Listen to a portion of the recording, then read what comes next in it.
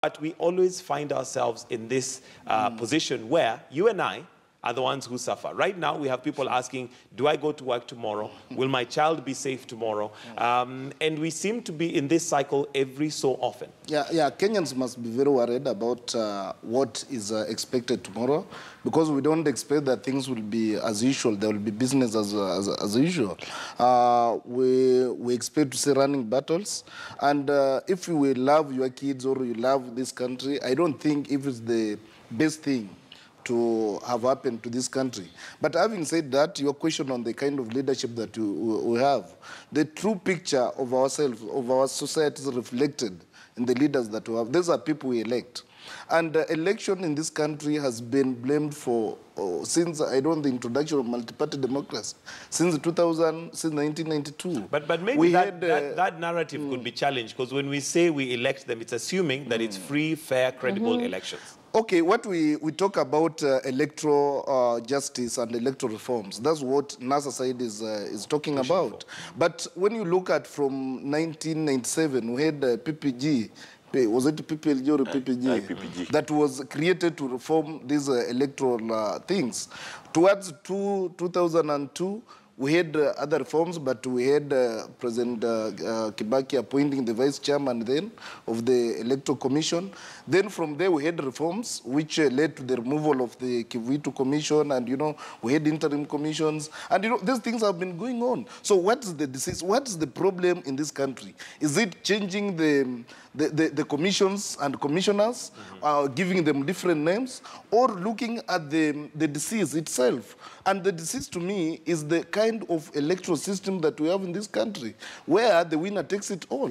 If we can have a platform or a system that will accommodate every community, will accommodate every part of this country, to ensure that every person feels part of the governance system. Everybody feels part of the government. Okay. Then we are going to avoid all these crises. And I believe the Constitution has been framed to try and address some of those issues, but evidently it is not happening. Let me come to you, Dr. Kitty, on your thoughts on the...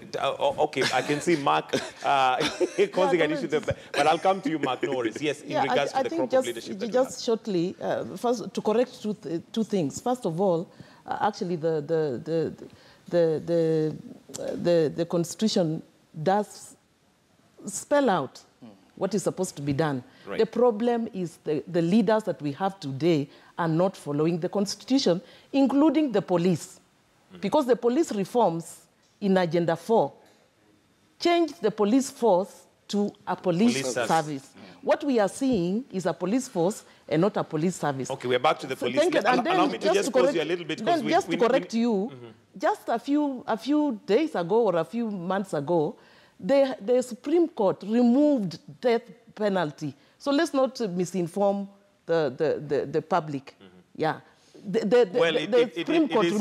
is still valid in that it can be done, but however, whether the execution will be done is a different case. But for now, I want us to take a short break where we look at the weather and also release our viewers on KTN Home. However, on KTN News, we continue with the way it is, and I'd like us to also look at the cabinet before we wind up. But for now, let's just take a look at the weather.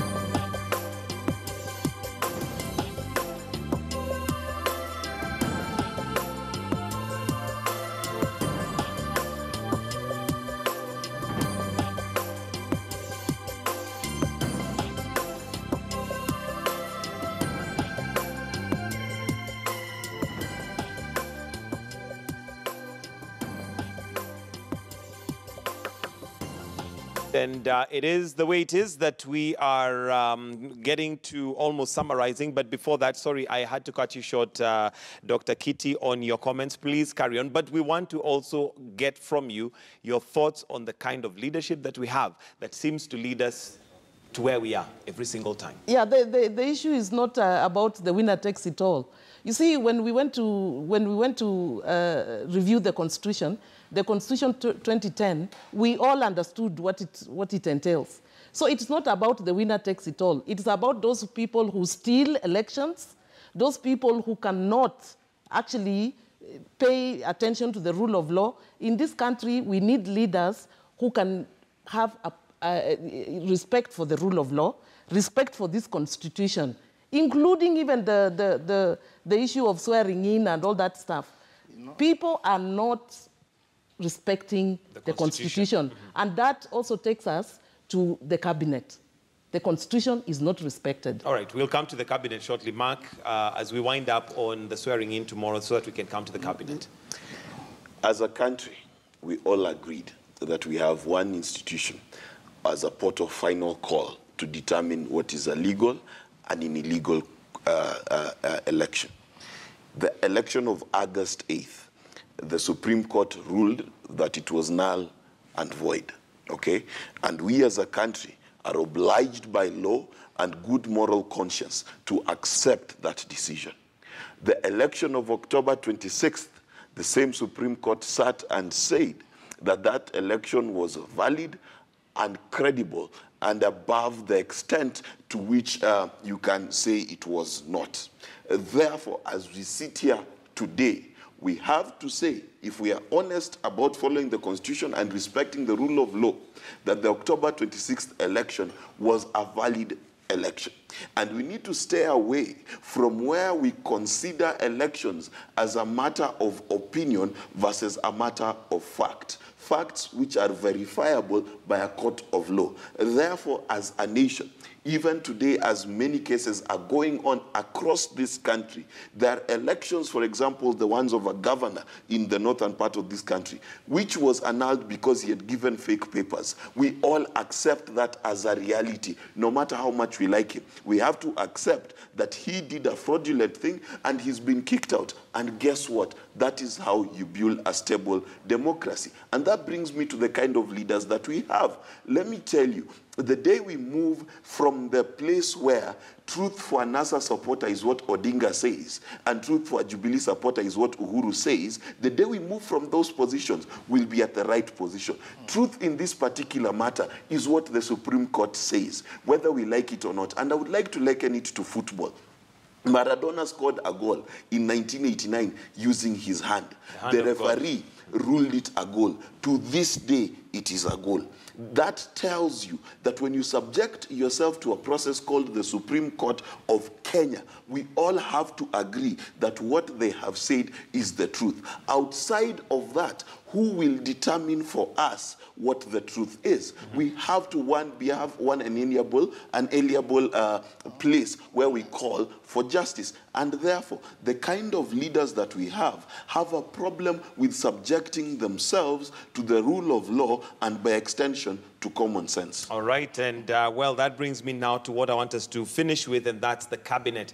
And we do know that Uhuru gave a list of names. There's still some positions left, but it has elicited reactions from different quarters, and some love it. Others, of course, feel left out. The truth and the reality is that not everybody can be included. But the question is, has he followed the law in coming up with this particular cabinet? And let's listen into what some had to say in regards to the cabinet.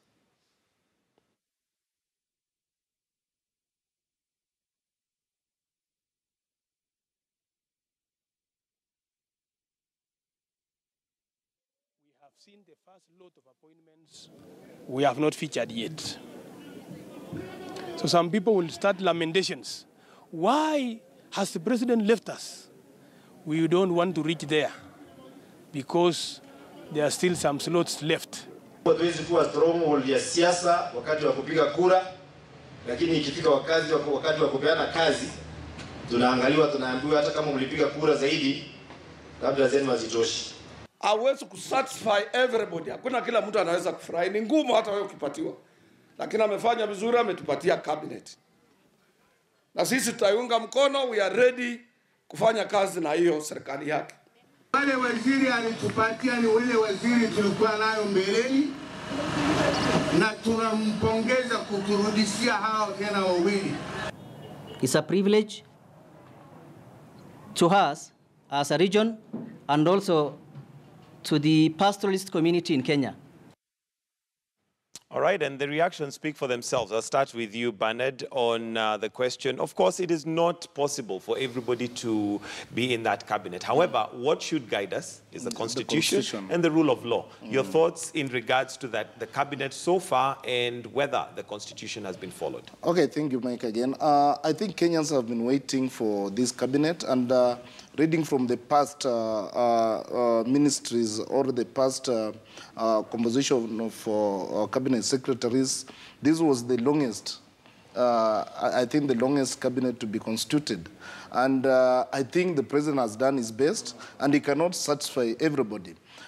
He has tried to do regional balancing, although it has forced him to create other positions which are not constitutional. But I think the administration or the president will explain to Kenyans why he came up with the Chief Administrative Secretary, which many Kenyans claim is very, very unconstitutional, and I also support that we need to follow the Constitution, because doing things outside the Constitution then brings anarchy in the country.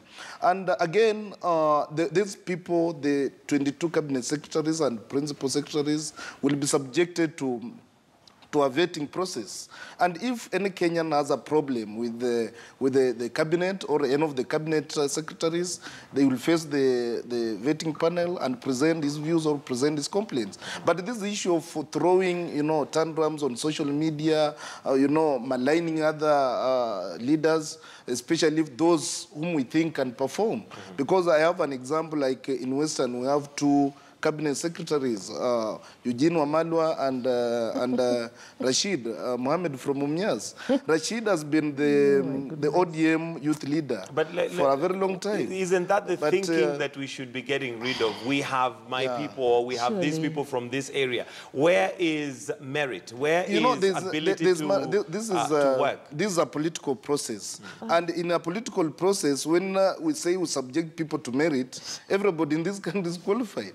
So how will you do that? You take so the solution then becomes that I need to choose somebody from this region. You need to do region assuming President Uhuru Kenyatta said there are 22 people, and these 22 people are qualified from Central. People will be crying again. So you need to look at balancing regions, balancing gender. The other day you saw women crying that women have not been included in the cabinet, right? So president has to do the gender balancing. Dr. Kitty. Then we have a youth who is Rashid Mohammed, who is a young person, and we think is going to bring in fresh blood. Really? All right, Dr. Kitty. Really? Really? The women were not crying. The fact remains that the president and his deputy have not followed the law. Both in parliament, the parliament is illegal, the cabinet that he has put together is illegal, but let me say this substantively. Mike, in any organization, in the case of our country, this is the strategy. Yeah, when you're changing your people in the organization, you usually give a reason why you are doing that. Now, the president has reshuffled some of the ministers who are non-performing. Yeah, you are reshuffling people who are non-performing. You are then taking people and putting them in places where they don't have the right, and I underline the word right, the right levels of competency. Nobody is saying that people are not qualified. There is a difference between being qualified and being competent.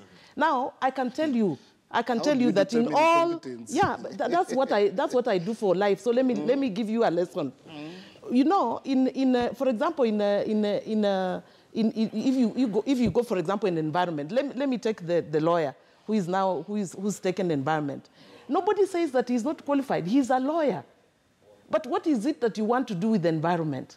what is it as a president or as a CEO do you want to do with finance?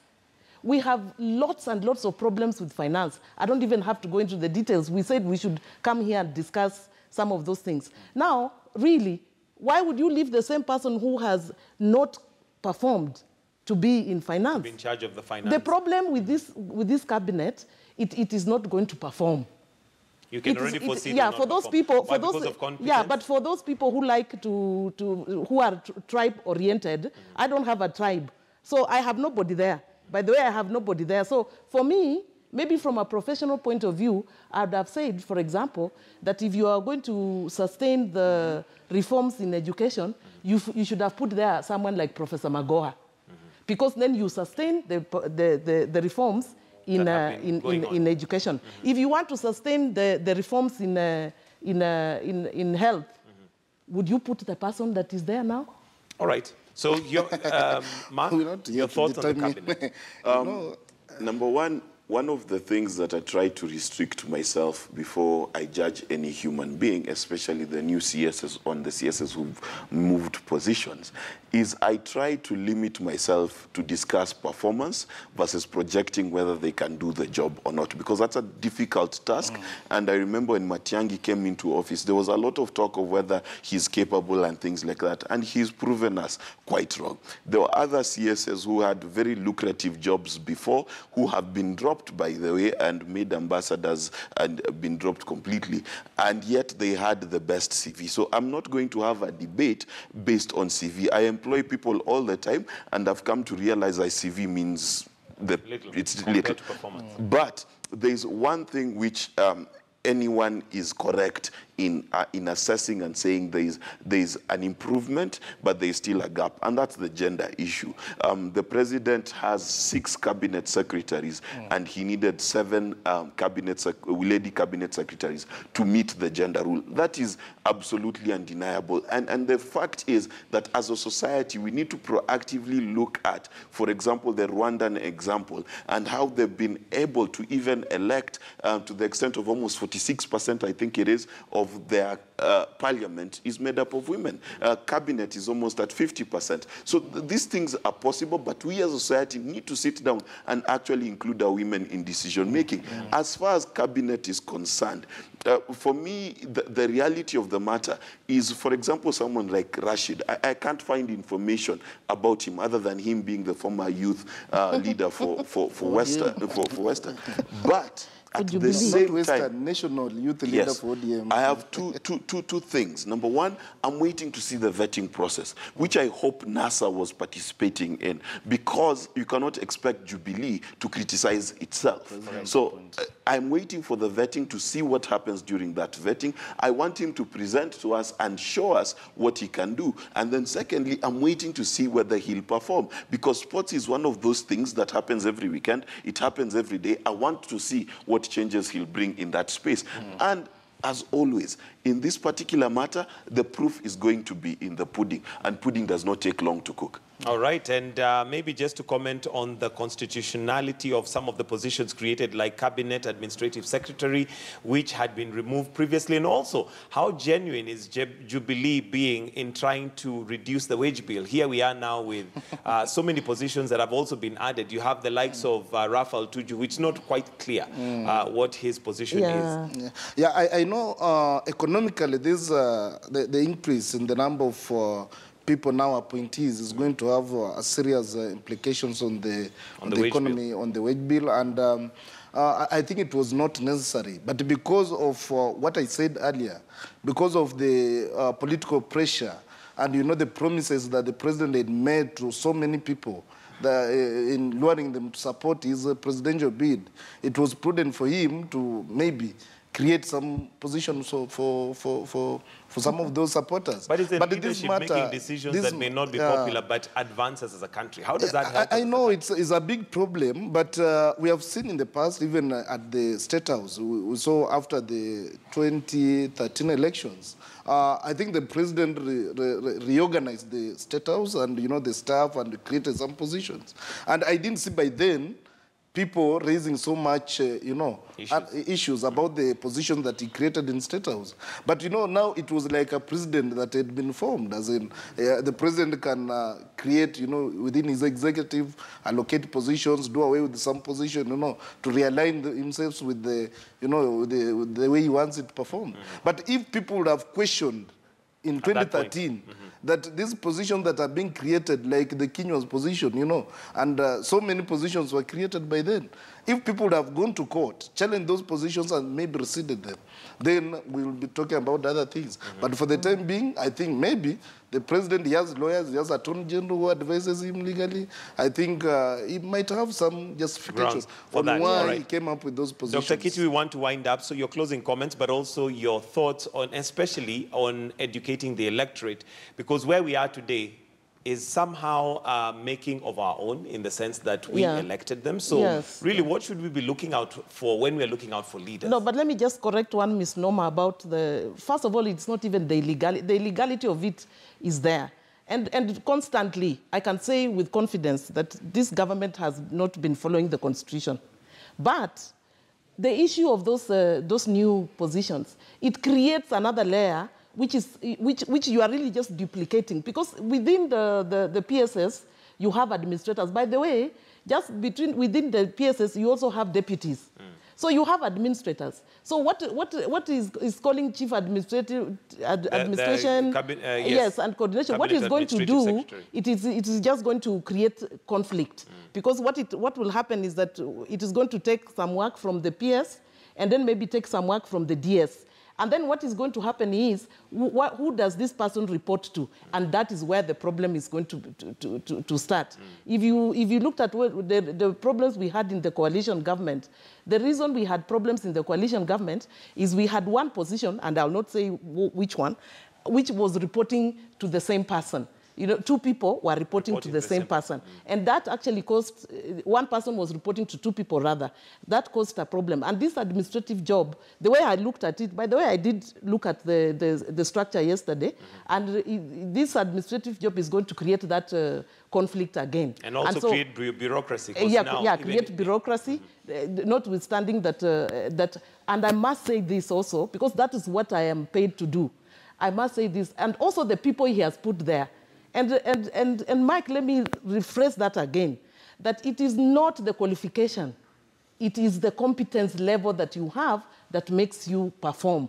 So the people that he has put there, and I have looked across the board, I cannot find any who has actually the right competence level to be in that position. But what's your basis for concluding that they do not have competence? No, because what happens is that, for example, let's take, for example, in your job, if you are an editor, they are the former DPM or whatever, and I suppose this is what the parliamentarians look at, which I doubt, but that's what they should look at. You see, what happens is that there is that HR place which says what your job entails. Job description. Yes, it says what your job entails and what are the right skills that you need to do that, to play that role. So your skills and the role that you play and the education that you have fits into that role. So what usually happens is that what the president, I assume the president does that, is that they get this, the description of the job, and then now they get the role that you're supposed to play. So I looked at a couple of them, like if you look at the description of the job and you look at the role that the person is supposed to play, how do they fit into that position so that they are able to perform optimally? And here the question is optimally. Every company wants to perform optimally. Right. And as a country, I can assure you, there is no way we are going to perform optimally with that kind of structure. All right, only time will tell if that is true. Mark, we need to wind up. Your closing comments very briefly, please. The currency upon which a nation is built is called hope. One of the biggest dangers that we have as a nation is the ability to look at things very negatively. And my view on the position of CAS, first and foremost, it is up to the president to create positions with consultancy with the PSC. If the president has consulted the Public Service Commission, then those positions do exist legally. And that is something that was enshrined in the Constitution, because you cannot always foresee what will happen in 5 years' time. For example, today we have a Ministry of Petroleum. Why? Because petroleum is going to be more important as a derivative in our economy than it was 10 years ago, because we found oil. Now, the position of CAS is a position where the president says he created it with the consultation with the PSC. Now, will there be teething problems? Of course. Any organization, if you change your cleaner, there'll be teething problems. That is normal. Will that mean there'll be non-performance? I don't think so, and I'll tell you why. Both NASA and ODM agree that Ababu Namwamba is a competent leader. They both gave him positions, okay? Rachel Shebesh has been proven to be not only be able to run a campaign successfully, but she can do things. Now, here's the thing, and we need to understand. We need to get to the point where we judge people based on what they've already done versus trying to forecast what they can do. I'm going to have to cut you short because of time. We're really, really out of time. Thank you very much, Mark Bichachi, who's a communication strategist. We have Dr. Kitiabi Kiti, who's a governance and public service analyst. And last but not least, Bernard Wakoli, political analyst. I know I didn't give you a chance to close, but it's just time that we are out of. So thank you very much for joining us this morning. And thank you